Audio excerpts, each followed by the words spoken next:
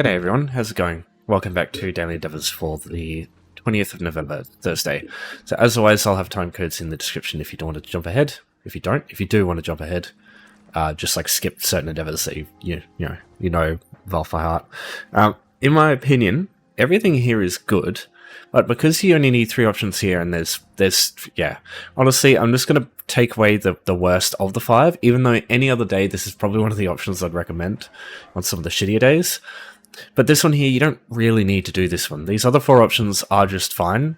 And yeah, this one honestly just has the most drawbacks, because you've got to go to Cyrodiil, you need to get access to siege weapons. If you got one, obviously it's fine, but naturally if you need siege weapons, it's going to cost you gold, or it's going to cost you some time looking around guild stores for some siege weapons. So my advice is just skip this one, because these 4 here are just so good. Pickpocketing is the other one I'd probably avoid, but this one's fine as well, in the fact that like you can kind of just do this on any character as soon as you log in. But the only issue is, like, unless you really set up for this, you're going to get a bounty, unless you're like incredibly lucky. Otherwise it's just an RNG fest. So yeah, I'd pick crafting with blacksmithing, skeletons, and healing and scribing, but I don't think there's anything wrong with any of these options. I would just skip these 2 here just because they're less practical, but I'll still go through pickpocketing, because yeah, that one's still, I think this is a better option than siege weapons, personally.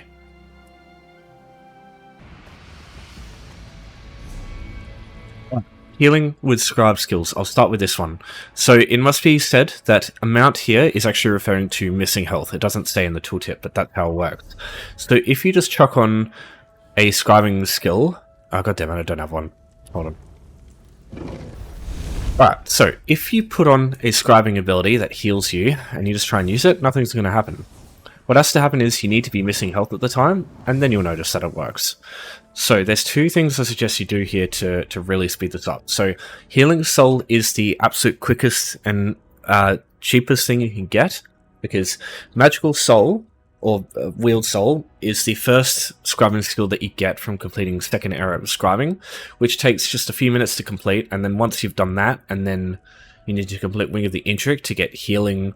You need to get the heal focus and the Sage's Remedy signature script, and then the affix script you get is resolved. That's fine. If you end up completing Wing of the Dragon, you'll also get Vitality, which like you have to run around to get Vitality, but that's also just a one-time thing. And as soon as you got it, it's better, because Vitality also heals, increase the healing done, so it's really helpful. Yeah, if not, just use Resolve, because that's the one you get naturally. So this setup here, just healing, Sage's Remedy, or Druids if you want resources back, and then Vitality is just like the only thing you really need to heal with in this game for the scribing endeavors. And then you need something that takes away health. This is where it gets a little more complicated, but there's 3 suggestions here too. So the main one, if like regardless of class, in Undaunted, if you're level 10, you have Blood Altar. So if you haven't got the Undaunted skill line, if you go to Glenumbra, to Daggerfall here, with this Waystone that you start with by default, if you go to Rosy Lion, on the floor that you enter, just go over here to where this icon is. There'll be a NPC with a quest. It's an orc lady.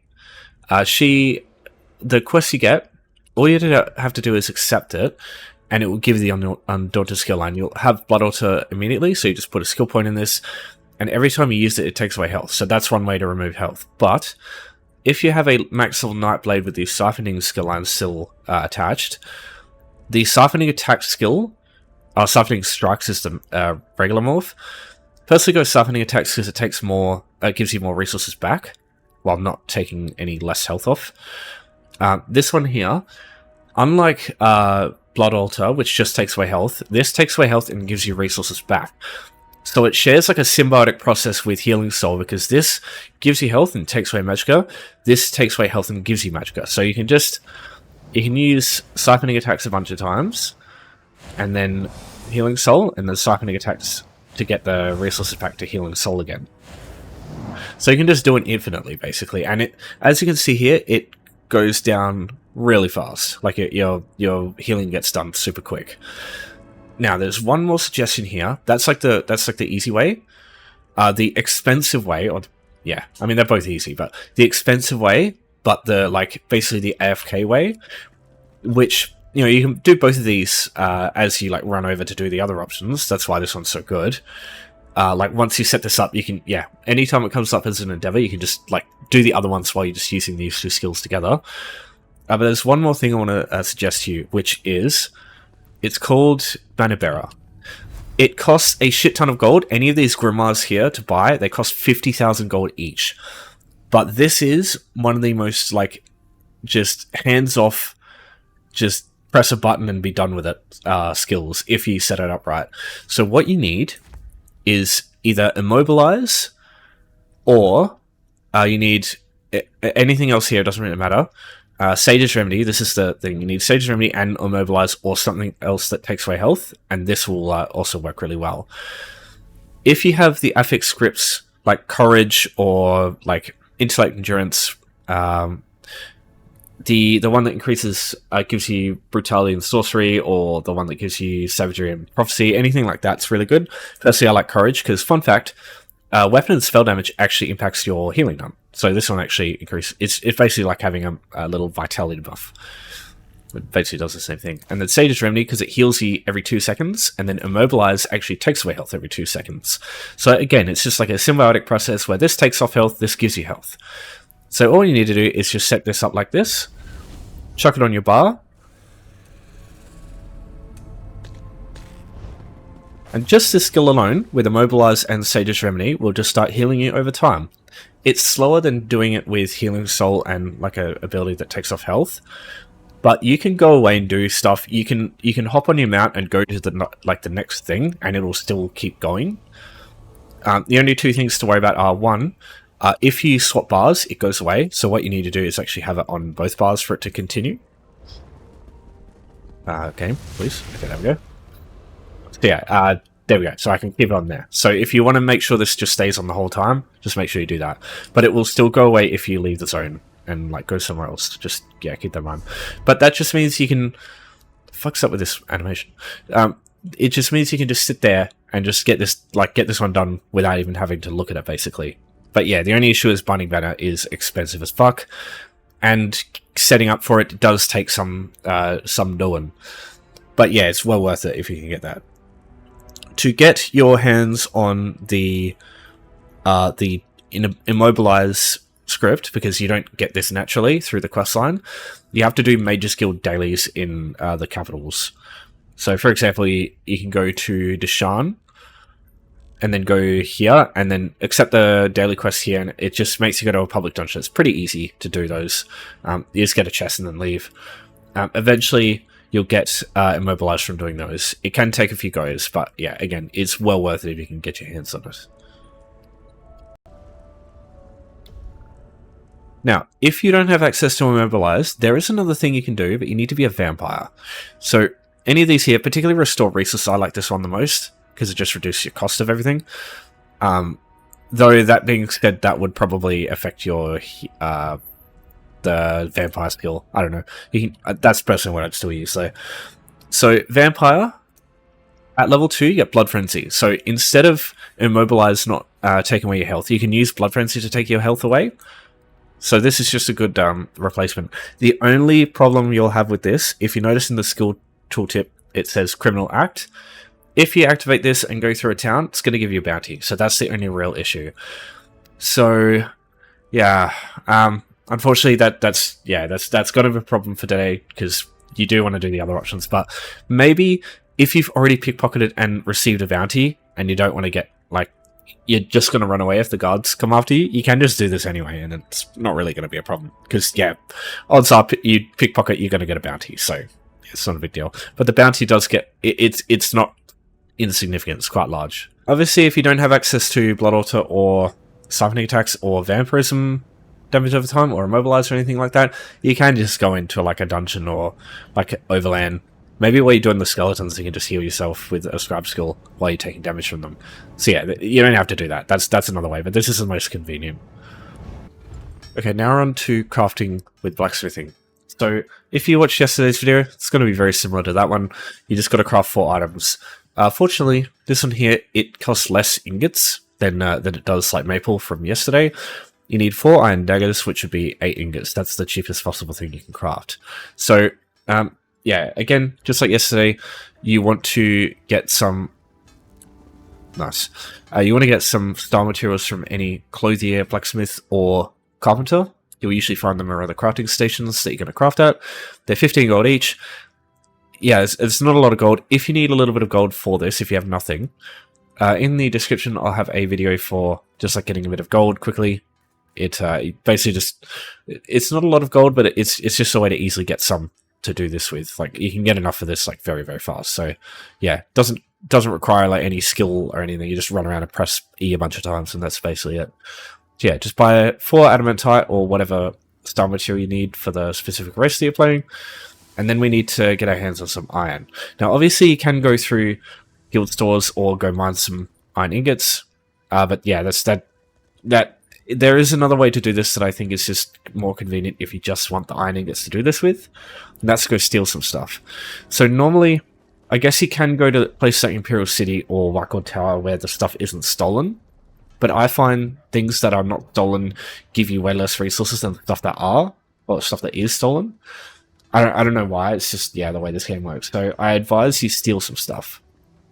So again, maybe do this before you do pickpocketing, so that when you do that, you've got a bounty anyway from accidentally fucking this up. Like, if you are going to fuck it up. Yeah, this will give you a bounty anyway, so that's probably not a big deal. But yeah, you do want to avoid a bounty if you can, because, yeah, the guards will bloody come after you otherwise when you go through the streets. They don't follow you inside, though, which is nice. Okay, so this, in my opinion, is one of the best places for stealing a shit ton of metal weapons to deconstruct, because that or armor. Those two are like really good. And there's heaps of it here that's like easy to get without getting spotted. So you basically just need to watch where these two are. So in this case, I can just go into this corner. So yeah, if he stops doing animation like this, if he just A poses, then just get ready for him to move. But I'm just going to grab this stuff here. Keep an eye on him again. Just careful of that guy. Okay, cool. And now that he's over there, let's grab the axe quickly.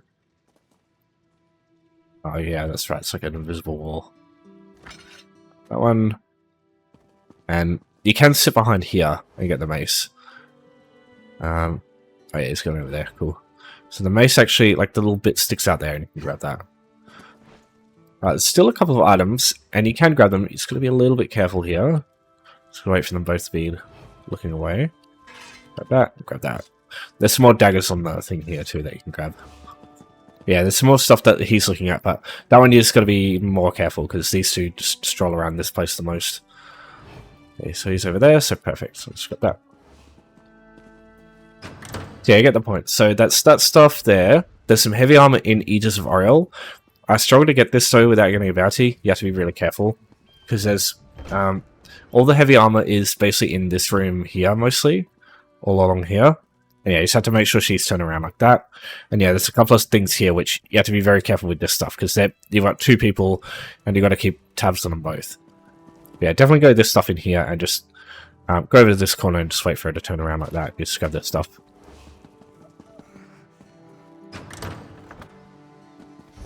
There's more stuff in the Fighters Guild, but all the metal stuff, good luck getting that without getting a bounty if you're not set up for it, because yeah, there's a lot of people looking at you basically.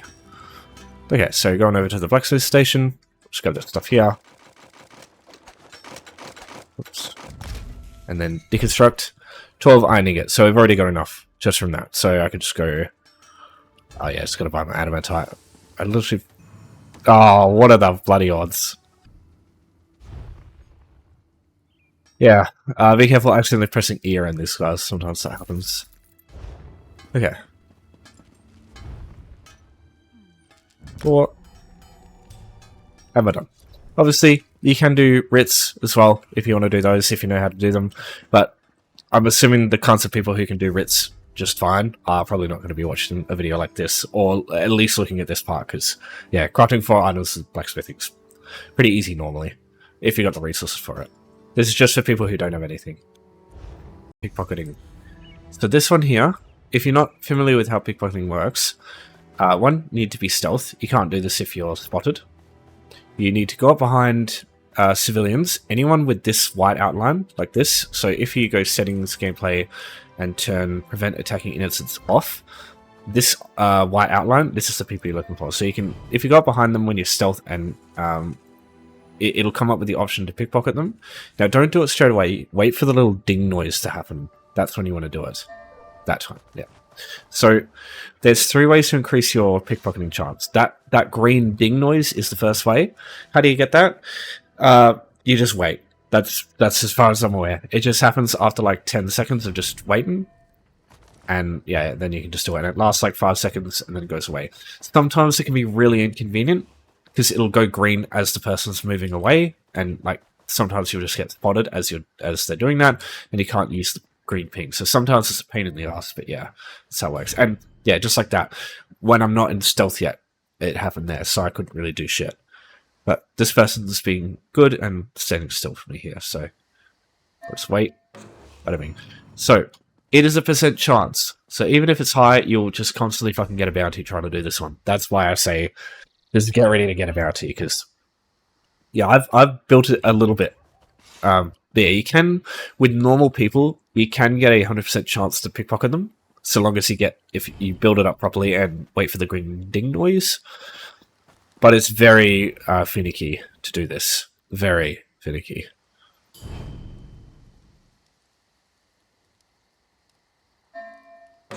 Especially when it comes to like people like nobles. Some people also get hostile to you if you try and steal from them, which is fair. Yeah, all there really is to do in this is just bash head against the wall, basically, until you get it working. And just take the bounty on the chin the whole time, and just like either get rid of it like afterwards when everything's done, or just log off and let it go away. It'll only be up for like an hour or 2 anyway, usually. Okay, now there are 2 extra things you can do to boost your pickpocketing chance, but they're very specific. So in the racial skills, if you've got a Khajiit character, if you look at this passive here, it will say their pickpocketing chance is higher. So that's one thing you can get. If you're not a Khajiit, though, obviously you can't use that. The other thing is, the main thing that you're going to get most of your pickpocketing chance increased from is Legerdemain. The Light Fingers passive here, this has 4 passive points you can put in, and it really skyrockets at like 3 and 4. This is really when you start getting some reliable shit going. So 4 out of 4, you get 50% bonus. So if I were to use it at 4 out of 4 on those acolytes, and I waited for like the green ding noise, you can see it's an 85% chance now. It goes up by an extra 15% when I get that passive, so I'd get a 100% chance to get it. So that's why, yeah. The only problem is it takes fucking ages getting Legerdemain up. Like, you have to do this for like months, just getting Legerdemain up fully. Because like with fences, you can only sell a certain amount of items to them a day, and you can only get it takes ages getting it through treasure chests. Like, the quickest way is through Legerdemain or selling items to fences by far. But you can only sell a certain amount of those items a day. You can get passive points here, but yeah, it's just, you've got an absolute maximum a day that you can sell. And it takes up tons of inventory space as well when you do it. This will help. If you can get a character with reduced stealth detection radius, it can be helpful too, because the more you can just not be like detected or visible when you go to do it, the better chance you'll have of actually getting the item or looting them at the time that you want to. Because yeah, right then I would have been able to. You can use cloak to like guarantee you the ability of looting from people, but I'm pretty sure it's not guaranteed for that to, like, you can still fail and get a bounty from doing that. It's just, it stops the vision range of other people. That's all it does. But yeah, cloak can be helpful for that. But yeah, you can also get in medium armor if you've got a lot of that. The improved sneak passive, that increases or reduces your stealth detection, and being a cheat also reduces your stealth detection. What else used to get stealth detection reduction? But they changed it to... What was it that they changed it to? Yeah, they increased this to stealth detection, which is fucking worthless. It's one of the dumbest fucking things they did in this game, honestly. Now, if you're in Oridon doing this, and you want to make sure you sell your items before you like get rid of your bounty, because you'll lose these if you go and pay a guard, what you do is just make sure you go through the middle, through here in the Shrine of Oriel, to get to this here, the Atlas Refuge, and then go right. Don't go left, because there's a guard over there. So that will basically guarantee you access to the Atlas Refuge, because yeah, otherwise you'll get pulled over by a guard on the way through. You can get past them pretty damn easily. They just like hit you a couple of times with like guns and shit. But yeah, just keep healing and running away. You'll get by them pretty quick. So come over here to the fences. There's these two here. Now you can pay your bounty here. I don't really care though. So let's go sell this stuff. Launder the lockpick. Just get rid of this stuff as well. Nope. And then that. And then yeah, just continue on. Now you can get rid of your bounty if you want. Or you can just keep it. Honestly, right now it will last 40 minutes here, just based on this here. I think. Oh no, it's like 30 minutes. Yeah, it's 30 minutes. So just like go to have like dinner or something, or breakfast or whatever, or go to work. This will be gone like ages before you get home. You know. So yeah, don't really worry too much about that, I think. Okay, on to Skelingtons. So with these here, there's a couple of places in Overland that I'll suggest, but especially if you were watching the video on like 2 days ago, I think Tuesday, yeah, when we had the bestial Daedra. If you did the Vanished Cells option, you can do this one easily today, and I'll show you that near the end. Yeah, you can just go to Vanished Cells 1 and kill the skeletons there. It's really easy. Otherwise, there's a couple of places. So, firstly, Temple of the Morning Springs here in Kanathik's Roost on the east side. This place here, if you haven't completed the quest, has tons of skeletons around the place. If you have completed the quest, unfortunately, they won't show up. But, yeah, this is an option here. You can see they're all dead on the floor here. So, access to Kanathik's Roost if you haven't been here before, if you don't have either of these way shrines. Use home tours. Watch the video in the description if you don't know how home tours works, but basically, any character, doesn't matter how good, no skill involved, you just basically just go through the menu in home tours and just teleport to a house, leave, and then you can just go wherever the house is, and use that to just enter the zone for the first time without having to walk around finding like boat swings and shit. Just saves you time. That's all it does. So yeah, really helpful. So just use Moonworth House over here, and then just travel over east, and Temple of the Morning Springs is just over here. There are also skeletons all over the place in Othrenus over here, or Othrenus, sorry, in Stonefalls.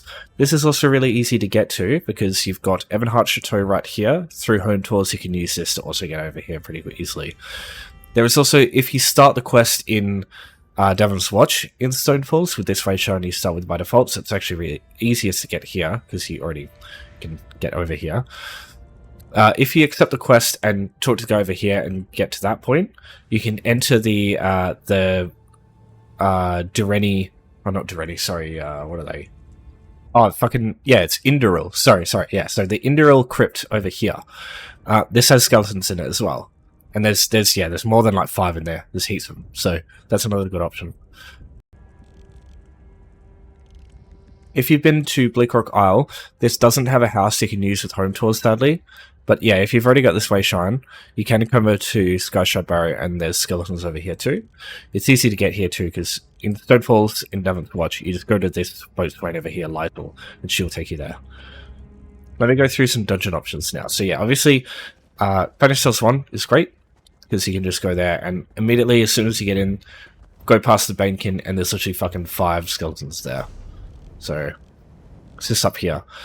If you don't have this yet, unfortunately there's no houses like right next door. You need to go here to Barbed Hook, and like through home tours, and then you have to come up here, take this road. It only takes a few minutes, but yeah, it's a little bit of a trek.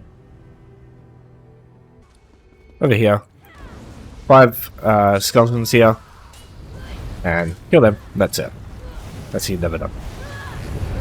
And then just leave through the door. You'll be taken back to the way shrine that you came in from as well, so it's even better. Even more convenient for you.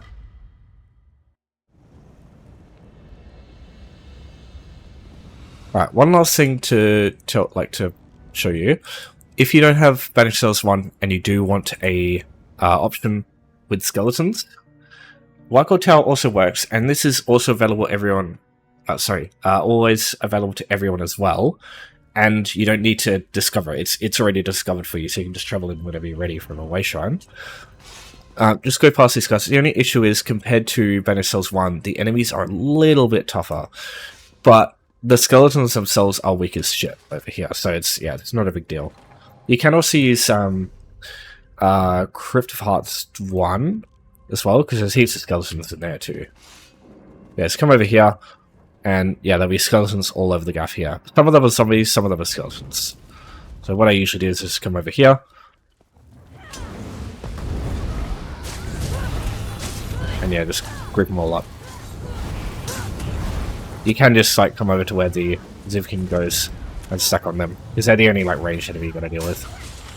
The Lacerators are much tougher, but yeah, all the regular enemies are pretty chill. Yeah, the heal is really fucking annoying. Yeah, when the Lacerators on their own, it's way easier. There we go, and there it is. So that's a few skeletons. Just go further a bit. Look for the next group of enemies. Oh yes, forgot to enable that. Yeah, there's a group of skeletons over here too, so yeah, just go through those. But yeah, just be mindful of the Zivkin, they're a little bit tough. I guess I should also mention, while you're in here, there are metal weapons in here all over the place, so you can take these to a blacksmith station and deconstruct them if you want to do the crafting one and you don't have any iron. But that's like quite a... As I said before, if it's not stolen, I find you just don't get shit for it, so yeah. Yeah, just try that if you want, but yeah, just don't rely on it. Okay, so that's everything. If you have any questions, give me a holler as always, but thanks everyone for watching, thanks for your support as always. Take care for now, and I'll see you next time.